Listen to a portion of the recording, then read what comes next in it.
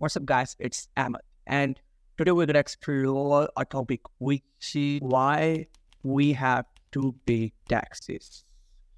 Okay, this is a simple question, and there's a simple answer to this question, but we will go in depth to understand the whole structure. I'm not going to talk about other types of taxes like sales tax and value-added tax. I'm talking about specifically income taxes, which makes the huge portions of the government's revenue. And in a lot of countries, a lot of people pay this tax.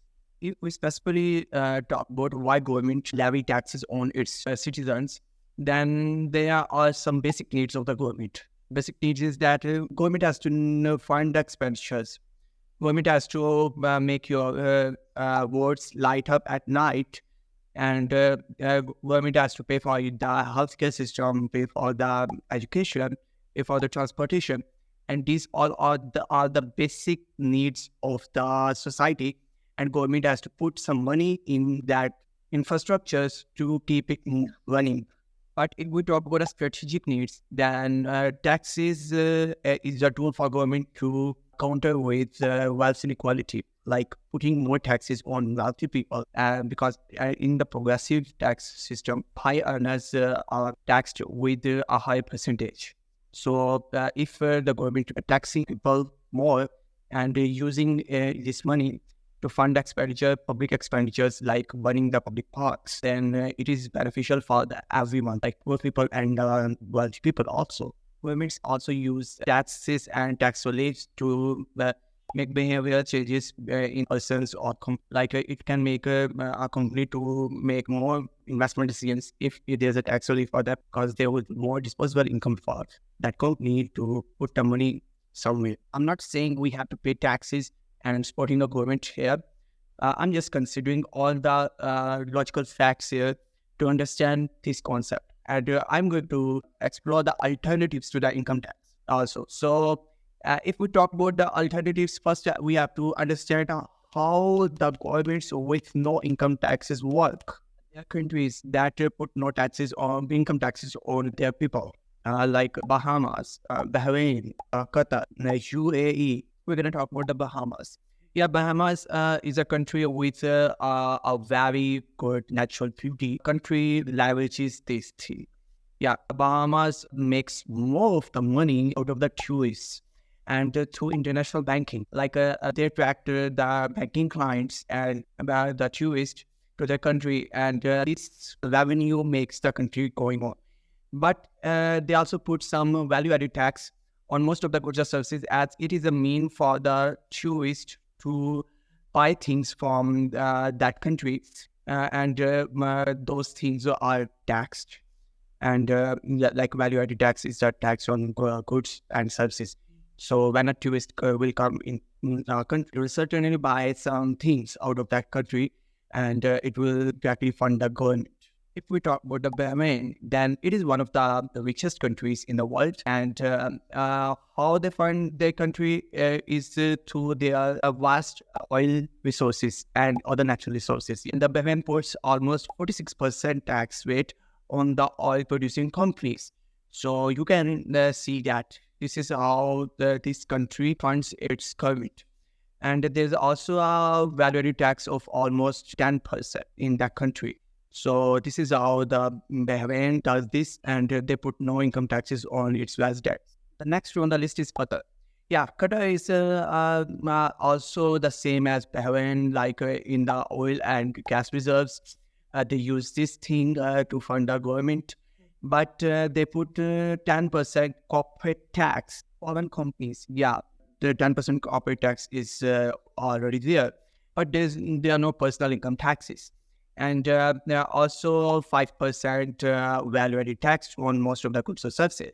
And then if we talk about UAE, then it's now becoming a lower tax regime from no tax regime. Yeah, if we talk about the tax structure of this country, there are no personal income taxes. But the government is now implementing taxes on most of the companies, which is about 9%. And those companies making profits of more than 375,000 AED. And there's also 5% value tax on certain products and services. we have explored a lot of the tax havens. And one thing which is common between them is that they are using the natural resources available to them to fund their government expenditures. And which is it is a thing you could say that they are already using the resources which are kind of owned by residents of that country, and the government is using the natural resources of those residents of that country to fund the expenditures. Yeah, it is kind of the indirect taxation. You are lucky to have to live to born in a country where there are a lot of natural resources, and so you don't have to pay taxes. It's a thing. So one thing is certain is that if our government is not taxing its people, then the government is using its natural resources or other things, or taxing the tourists to fund that expenditures. So it is kind of the indirect taxation, and taxes are inevitable. So now, if you have to pay taxes to your income or to your salary, if not, then you have to pay taxes in other way, which are these kind of things. Here come alternatives. There are a lot of ongoing researches that are being done by a lot of economists, and a lot of them are good. But if we talk about these researches, then there's a research which says that consumption should be taxed rather than income. And it is a simplified consumption-based taxation. And it solves the complications of the timing issues and the inflation issues in the normal taxation systems, income taxation system. This consumption-based taxation is designed to encourage the savings, domestic savings, and big investment. And it's a good system for the countries with not a big yes to tax compliance and administration. There are a lot of other types of researches that are being done, and which are the environmental-based taxation or the wealth-based taxation. And people are exploring, economists are exploring these all other types of alternatives. And still, income taxes is a big part of tax system, and shifting from this system to the other system in developed countries is extremely hard. And yes, if there will come a system that will be a combination of all of these type of alternatives, then it will be good for the countries if the government wants to implement that system.